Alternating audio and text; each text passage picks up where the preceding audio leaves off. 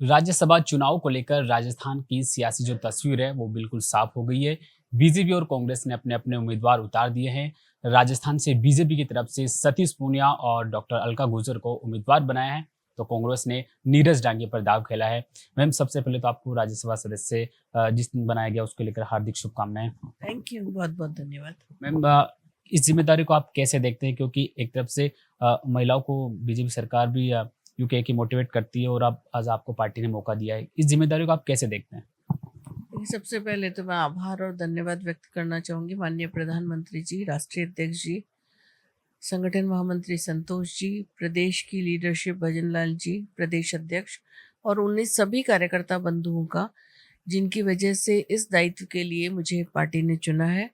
और मैं विश्वास दिलाती हूँ कि पूरे निष्ठा के साथ, समर्पण के साथ मैं पार्टी की गतिविधियों में जो भी काम दिया जाएगा उसको पूर्ण करूँगी। और आप कह रहे हैं महिलाओं के उत्थान के लिए, तो 2014 के बाद लाल किले के प्राचीर से जब इज्जत घर की बात माननीय प्रधानमंत्री जी ने की थी, उसी दिन से महिला के स्वाभिमान के लिए, महिला के सम्मान के लिए निरंतर मोदी जी की सरकार काम कर रही है। उनकी नीतियाँ, उनके जितने भी, और अब नारी शक्ति वंदन तो नीति निर्माण में, निर्णय में भागीदारी बहुत बड़ा ऐतिहासिक कदम है। और इस तरह उस आदि आबादी को, जिसके बारे में अभी तक सोचा नहीं गया था, मुख्य धारा में लाकर विकसित भारत के साथ जोड़ने का जो संकल्प मोदी सरकार ले रही है, उसमें भी उसके लिए भी मुझे काम करने का मौका मिलेगा। इसलिए मैं उनका सबका आभार व्यक्त करती हूँ। आपने संगठन में इतने दिन से काम किया, लंबा अनुभव है। क्या आपको पहले से ऐसा लग रहा था कि पार्टी हमें बड़ा मौका देगी, इतना बड़ा चांस मिला है? कैसे आप सरप्राइज थे? देखिए, हम संगठन के कार्यकर्ता हैं और ये हमारी पार्टी की यूएसपी है कि हम संगठन आधारित, विचारधारा आधारित है पार्टी है। कार्यकर्ता का भाव सबसे महत्वपूर्ण है। दायित्व और जो भी काम हमें मिलता है वो समय समय पर बदलता रहता है। पार्टी ने इस महत्वपूर्ण जिम्मेदारी की मुझे दी है, इसके लायक मुझे समझा है। इसके लिए मैं आभारी हूँ। और जिस समर्पण और निष्ठा से मैं अभी तक संगठन का काम करती आई हूँ, मैं विश्वास दिलाती हूँ कि उसी समर्पण के साथ आगे भी काम करती रहूँगी। अब राजस्थान से राज्यसभा में लगातार नेतृत्व बढ़ रहा है, डबल इंजन की सरकार है। क्या अब राजस्थान के मुद्दों पर अब विकसित मॉडल जो 21वीं सदी का सपना देख रही है राजस्थान को आगे ले जाने का, क्या वो पूरा होता हुआ दिख रहा है? देखिए, राजस्थान विकास की राह पर चल पड़ा है। डबल इंजन की सरकार निश्चित रूप से राजस्थान की बहबूदी के लिए, राजस्थान को आगे लाने के लिए, और बहुत सारे वो मुद्दे जो अभी तक पेंडिंग थे, उनको निकाल कर उन पर काम करने लगी है। और उसके साथ सहयोगी बनकर हम भी केंद्र की योजनाओं के साथ मिलकर राजस्थान के विकास के लिए निरंतर प्रयासरत रहेंगे। आप जिस कम्युनिटी से आती है, राजस्थान में सबसे बड़ा वोट बैंक माना जाता है।